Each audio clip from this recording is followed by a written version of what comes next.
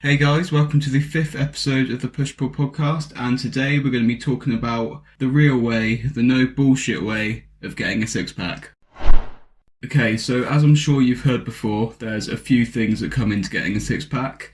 It's not just about your training, it's not just about your nutrition, it's about a combination of both of those, so that is what we're going to talk about today. So starting off with nutrition, obviously you need to be at a low enough body fat to reveal your abs. You can have the best developed, the best well-sculpted ab genetics in the world, but if you're 40% body fat and severely obese, you're not going to be seeing your abs. So if you cannot currently see your abs, it is because your body fat is too high.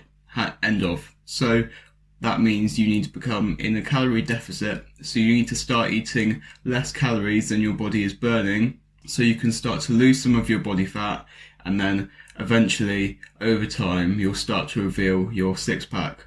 So the amount of weight you need to lose will obviously be independent to you, and unfortunately it's probably and usually more than you actually think. People think they need to lose a few pounds. You can usually double the amount they actually think they need to lose to get to where they want to be, and that's generally because if you look at your stomach, it may not look massive, but what you've got to think about is when you lose weight, it's not just coming from your stomach, or it's not just coming from your hips, your love handles.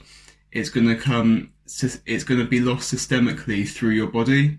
And typically the places you care about getting lean the least are what are going to get lean first. So, your legs, you might not care about too much, or your arms, your shoulders, the areas that you individually might not care about.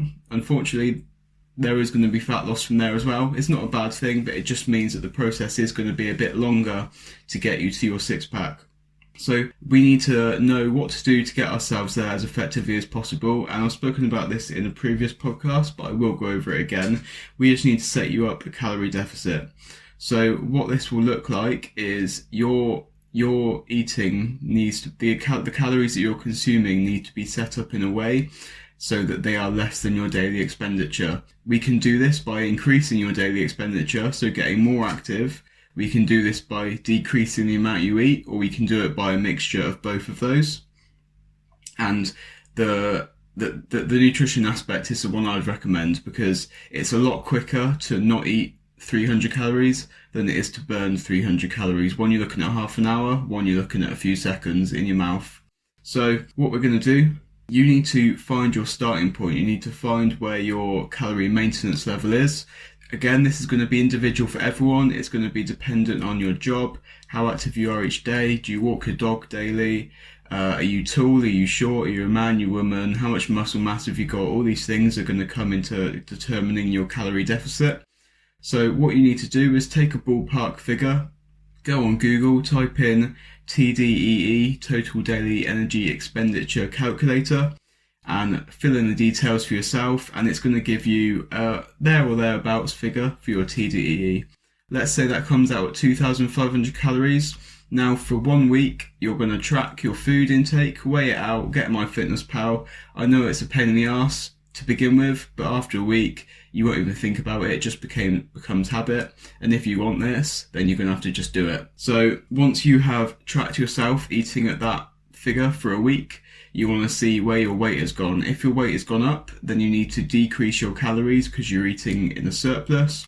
If your weight has gone down, then you need to increase those calories because you're in a deficit already, and we're trying to find maintenance at this point. And if you've stayed the same, then well done, you're at your maintenance. So after some adjustment and you've found your maintenance calorie level, we now want to subtract 500 calories from this, so that every day you're eating 500 calories below your maintenance level. So in a week, your total deficit is going to be 3,500 calories, which will roughly equate to 1 pound of fat loss per week. So now, if you follow that, that's really brief way of covering it. I can go into it a lot more detail, but for this podcast, we'll leave it there. So that is your calorie deficit, and obviously the amount of time you need to follow that for is going to be dependent on how much fat you've got to lose. It could be a few weeks, it could be a few months, it could be a year, and the process is going to look different depending on how long you need that to be for. So where should you expect to be seeing abs? So we're going to talk about body fat ranges. Are you going to be seeing your abs at 20%, 15%, 2%? So that's what we're going to cover. So when you look at, we're going to look at some ranges. So when you look at models on like a Hollister advert and they've got, you know, some rough outlines of abs, it's not really chiseled, it's not overly visible, but there's some lineage there. It's a bit soft, but it's there. You know the look.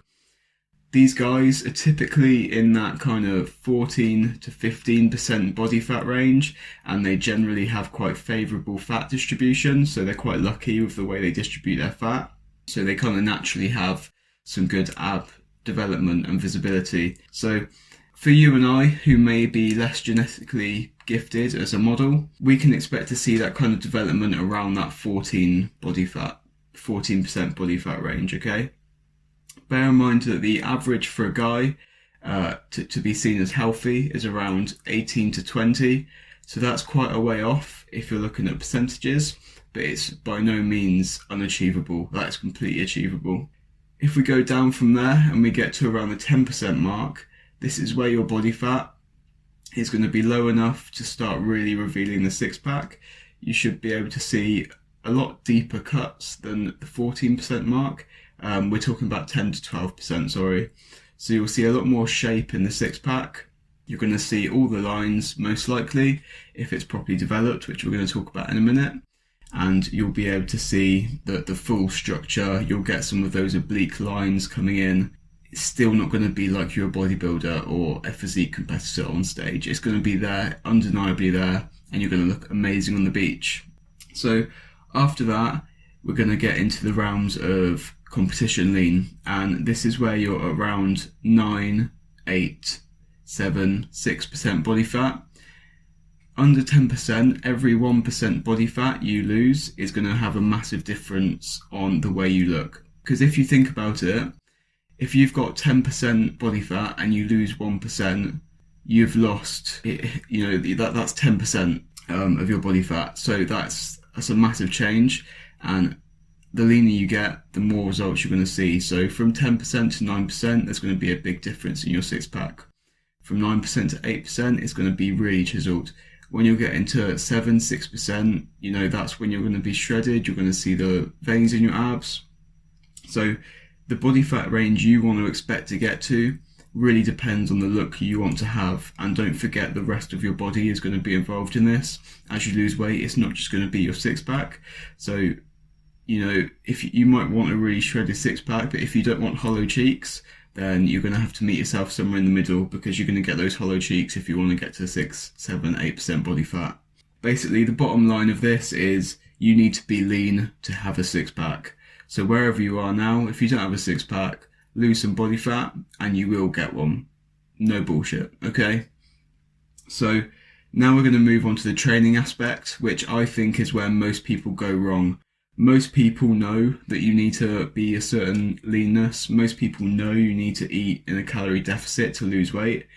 You know, that's easy stuff. That's obvious. It's general knowledge. However, the way that most people train abs is ineffective, incorrect, and it's just wrong. So I'm going to give a typical ab workout that most people would be following, and it's probably going to sound quite familiar. It's going to be intense. It's going to be 10 to 15 minutes maybe, and you'll probably do it daily, every other day, something like that. It's going to include things like bicycle crunches, and laying leg raises, planks, all these kind of things, where you're going to be doing super high reps. You're going to be out of breath, sweaty. It's going to be burning a lot of calories for the time you're doing it because it's so intense. But think about it this way. If you wanted to train your chest, are you going to jump onto a bench press and do 30, 40 reps, a rep per second or 2 reps per second like you would a bicycle kick? Are you going to do that on the bench press? And then you're going to go straight into dumbbell press and do sets of 30 again or 40. And then you're going to go over to a cable machine and just hold a static fly on the cables to emulate what you'd be doing for a plank. No, you're not. And If you did, it wouldn't be effective. It would give you something, but it wouldn't be effective for the goal of just building muscle. And when we're training our abs, we want to build muscle. People think you can't build your abs. That is bullshit. You can build your abs. What you build is the depth of them. So they don't become wider or anything like that. They become thicker, which means the lines between the pack, between the 6 or 8 blocks if you're gifted, between the blocks will become deeper, which means they're going to be easier to reveal. And when you do reveal them, they're going to look more impressive. So what I just said is what you shouldn't be doing, and unfortunately it's probably what you are doing. So now I'll say what you should be doing. Your ab training, it can still be in a short amount of time. You don't need to be spending an hour on abs. 20 minutes is plenty enough, and you can do that 2 to 4 times a week. I would suggest around 3 times a week. So what we want to do is there's a certain structure you want to put your training together in, just like you would with chest again. You'd go to a bench press first, or you do your squats first for legs.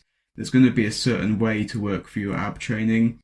But first off, we're just going to talk about general exercise selection. Obviously, it's going to depend on your core strength in what you have available to you. I'm not going to recommend you doing leg raises or toes to bar if you've got really weak abs and you're a beginner, because you're simply not going to be able to do them in a way that's proper technique and effective.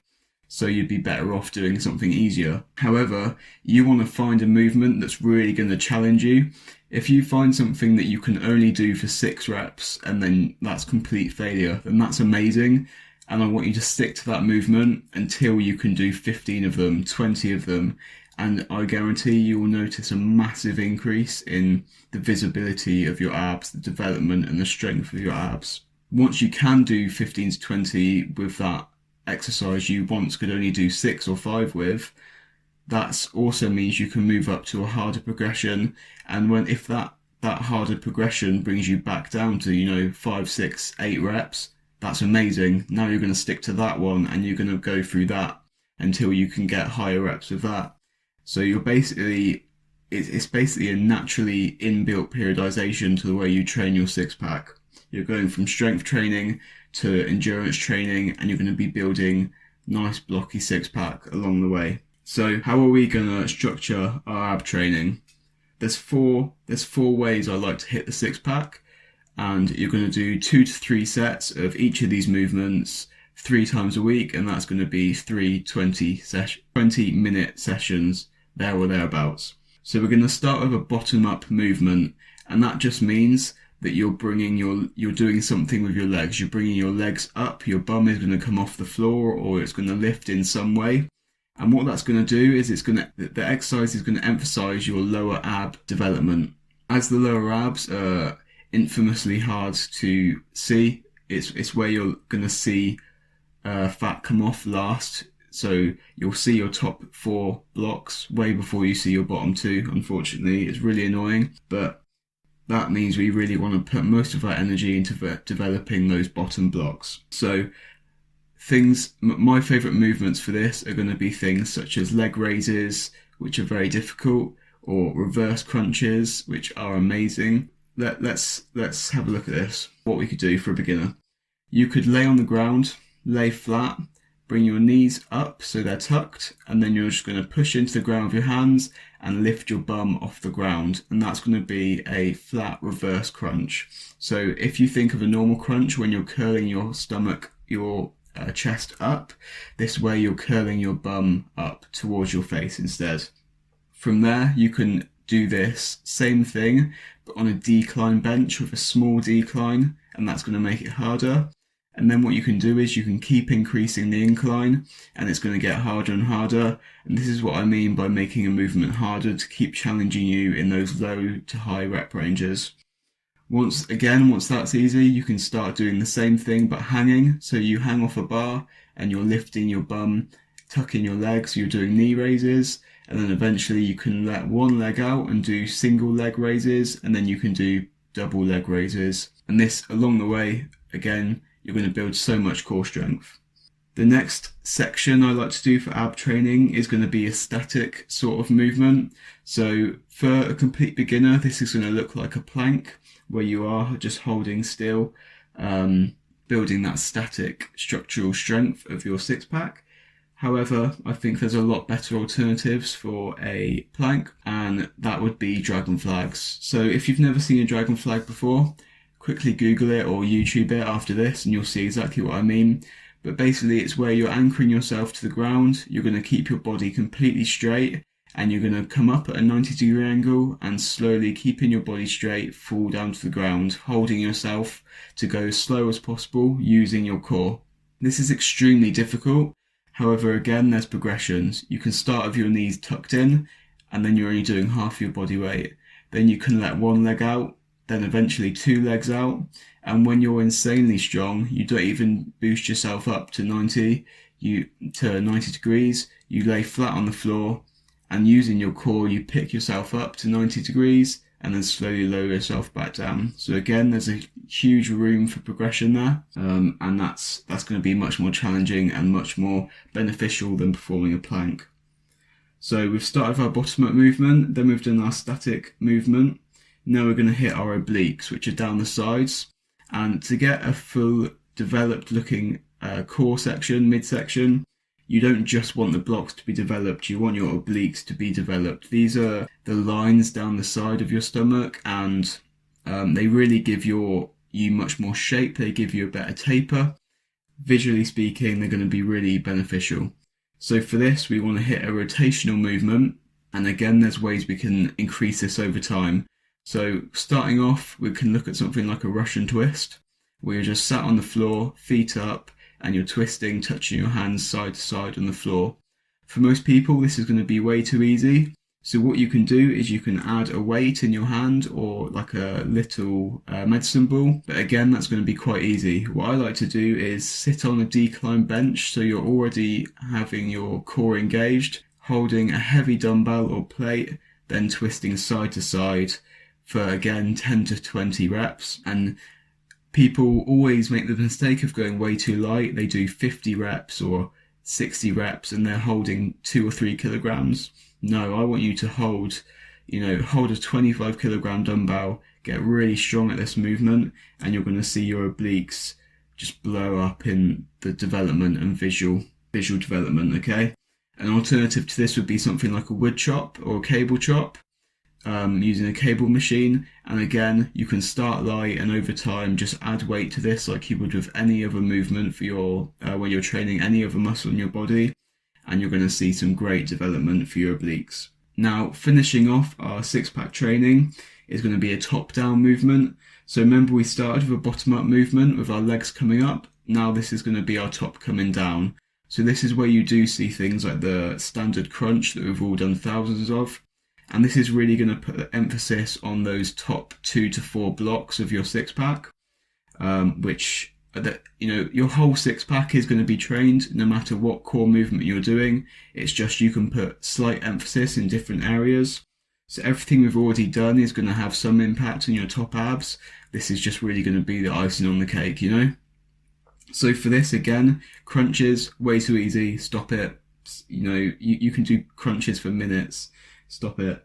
We want to make it hard. What you can do is come onto your knees at a cable machine, get a rope, and you can do rope cable crunches. Again, you're using a cable machine, so you can add loads of weight.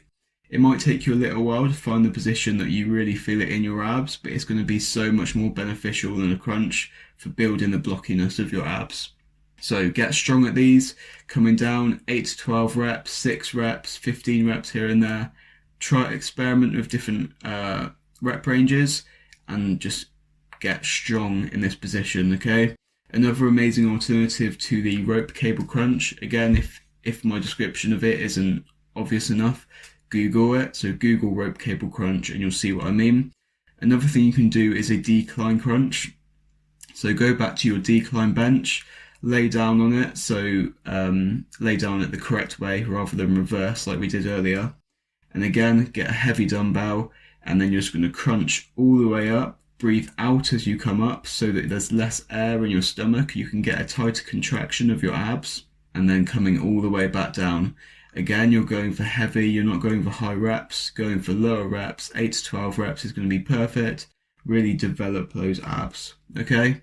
So what we covered is where you need to be to see your six pack. 14% is going to be there, but not massively visible. 10 to 12, you're going to look great on the beach. 6 to 8, 8 to 10, you're going to look amazing on stage. You can add 2% to all of these if your abs have really developed. So if you can see your abs at 12%, and then you start and you're at 12% now, if you really develop your abs through the methods I've just discussed, you will see your abs a lot more. It will look like you're 10% body fat or 9% body fat, even though you're still 12%, just because you've developed those abs, you've got deeper cuts in between. So this really is what you need to do. It's helped so many people when they start doing it. So rather than doing all the bullshit, get into this now. Thanks so much for listening, guys. Any questions you have, let me know. I'll be more than happy to help, and I look forward to speaking to you in the next one. See you later.